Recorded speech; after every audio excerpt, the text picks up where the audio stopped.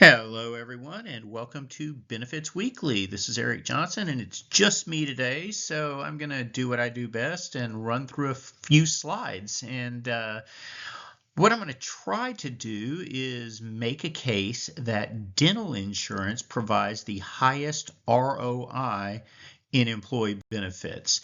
Now, that is my opinion, but it is also math because ROI, or return on investment, is an equation. It's return divided by investment. So the more return an employer gets from offering benefits, or the lower the investment from offering benefits, the higher the ROI will be.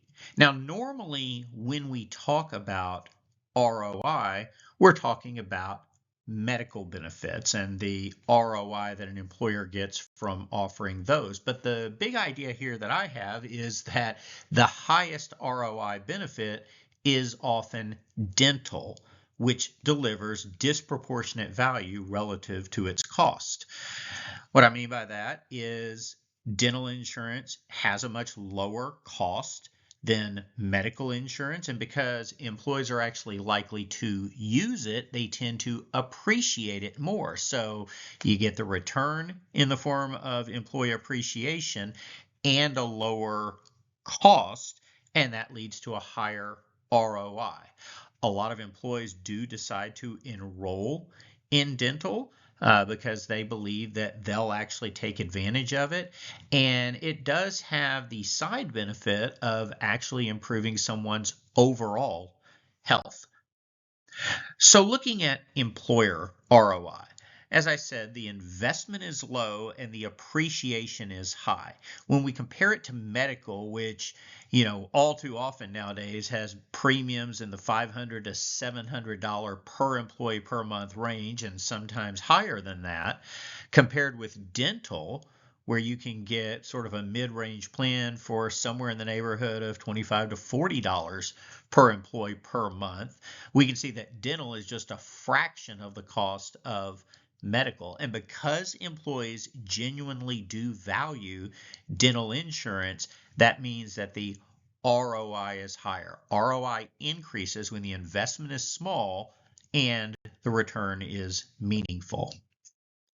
So what employers gain from offering dental benefits is higher satisfaction with the entire benefits package.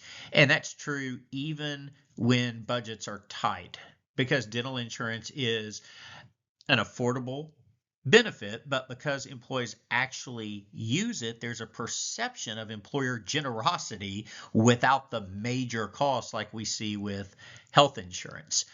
So this is not to say that dental should be offered instead of medical, but at a time when health insurance premiums are through the roof and we're having to take away from those benefits each year, offering dental is a great way to sort of stabilize the benefits package. There is an ROI for employees as well because, as I said, this is a benefit that they will actually use.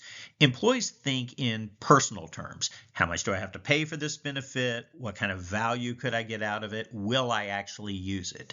And dental does check all three boxes clearly. Dental feels relevant and predictable year after year.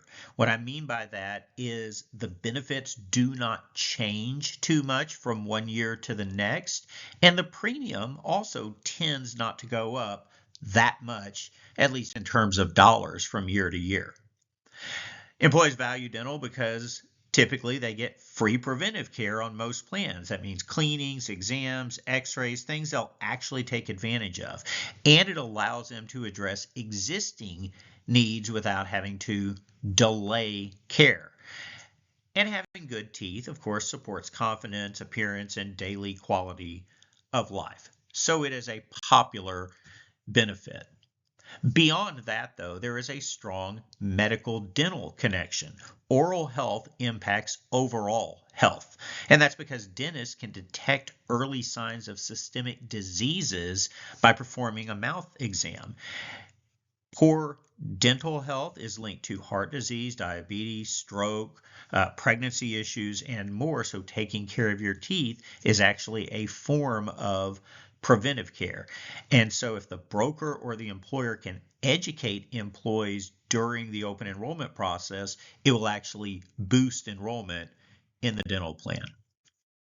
From a broker's perspective, dental insurance also provides a high ROI, primarily because of the ease of learning the plans and getting quotes, the efficiency of being able to quickly compare plans, and the fact that the commission percentage is usually higher than medical. Dental is easier to learn. It takes less time than medical to implement. We do see consistent plan designs across carriers. So there's a lot of 180/50 plans that treat uh, perio and endo the same and have similar annual maxes. So you truly can do an apples to apples comparison. Quoting is simple, the comparison process is simple, and we often see higher participation and stable renewals with dental. So to kind of wrap up here, dental is not a filler. It is not an add-on benefit. It's actually one of the highest value, lowest cost benefits that are available. Employers, employees, and brokers all win, which is rare in employee benefits. So if ROI matters, and it certainly does, then dental deserves a bigger spotlight.